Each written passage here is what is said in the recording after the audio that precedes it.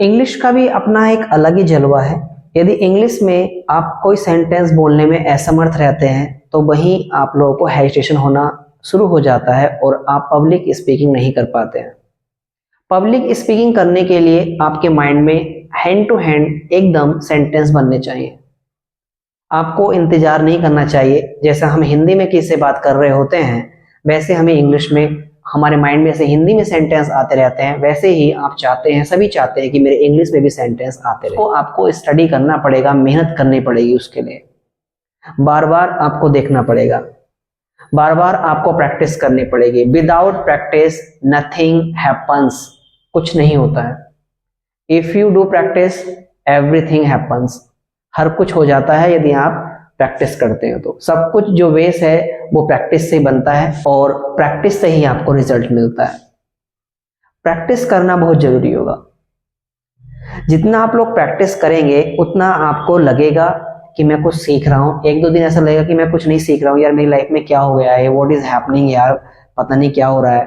I am glad to meet you, I am going, I do the job, I will do the job, क्या हो रहा है। लेकिन after some time धीरे धीरे आप लोग इसके हैबिचुअल हो जाएंगे, आदी हो जाएंगे, एक आदत हो जाएगी, फिर आपको कोई परेशानी नहीं होगी।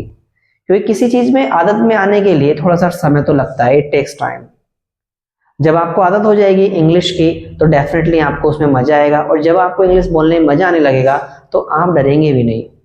हमारा जो फियर होता है वो कहीं ना कहीं हमें रोक लेता है, हमें आगे नहीं बढ़ने देता है, थोड़ा कहीं इंसल्ट ना हो जाए। देखिए कुछ भी आपने सीखते हैं लाइफ में तो कहीं ना कहीं इंसल्ट का होना बहुत जरूरी है।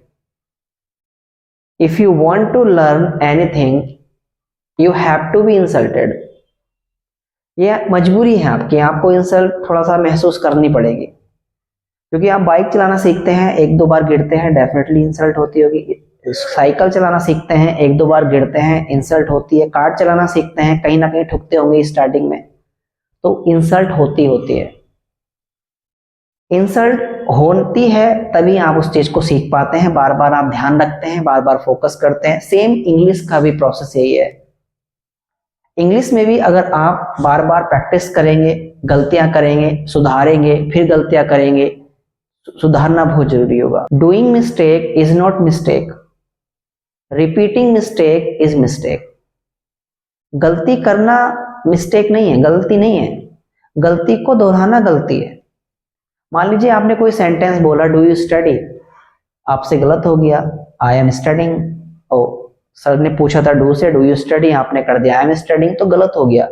लेकिन सर ने वहां पे आपको समझा दिया कि मैंने डू से क्वेश्चन किया है, तो आप एम में रिप्लाई ना दें।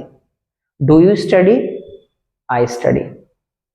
नेक्स्ट टाइम उसको ध्यान रखना है कि जब भी कोई व्यक्ति डू से क्वेश्चन करता है तो मुझे सिर्फ आई प्लस एक्शन बोलना है।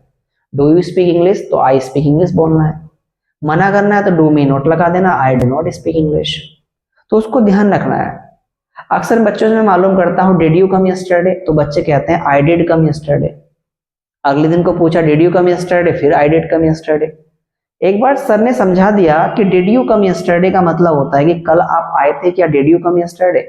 तो डिड का मतलब है पास्ट के बारे में आपसे बात कर रहे हैं, कल के बारे में पूछा जा रहा है, तो उसका रिप्लाई आप सेकंड फॉर्म से करिए।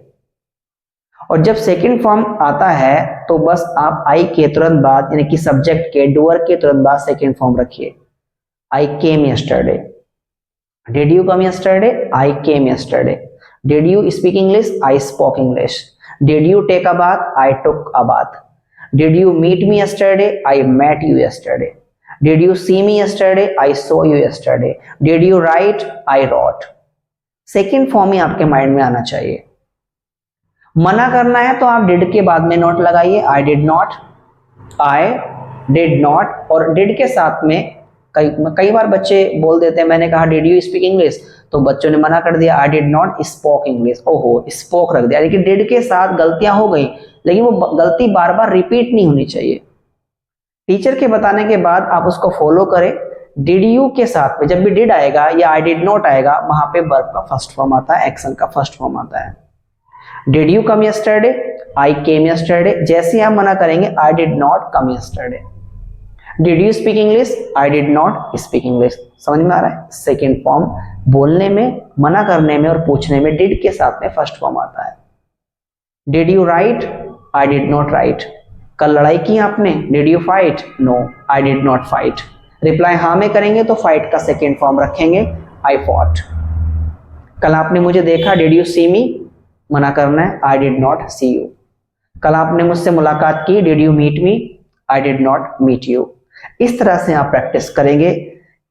प्रैक्टिस डेली करेंगे, 10 से 20 सेंटेंस यदि आप डेली बोलते हैं माय डियर, तो आपके जो 30 दिन में होते हैं लगभग 320 करते हैं तो 600 हो जाते हैं, और 600-700 सेंटेंस इंग्लिश स्पोकन में काफी होते हैं। प्रैक्टिस विल की करें, कैन की करें, कुड की करें, शुड की करें, मस्ट की करें, जितनी भी चीजें हैं, वांट टू है, नीड टू है, हैव टू है, सारी क्लासेस की प्रैक्टिस करिए। सब चीज जरूरी है भाई, हम रोज एक सब्जी थोड़ी ना खाते हैं, चेंज करते रहते हैं। तो ऐसी हमारी क्लासेस होती है, कभी हमारी इच्छा हो मटर पनीर खाने की होती है, कभी हमारी इच्छा होती है बैंगन आलू खाने की, कभी टमाटर आलू खाने की। तो इच्छा बदलती रहती है, कभी टिक्की खाने, कभी मोमोज खाने, कभी चाउमीन खाने की, कभी जरूरत होती है किसी काम करने की, कभी मजबूरी होती है किसी काम करने की। सारी क्लासेस सीक्वेंस में देखिए। यदि किसी बच्चे को कोई प्रॉब्लम आ रही है वीडियो देखने में, तो मेरे व्हाट्सएप नंबर पे आप कांटेक्ट कर सकते हैं। व्हाट्सएप नंबर डिस्क्रिप्शन में दिया हुआ है। रोज प्रैक्टिस करेंगे, रिजल्ट आएगा। तो बड़ा मेहनत लगता है, लाइक जरूर करना। और thank you so much, thanks for watching this video, thank you very much.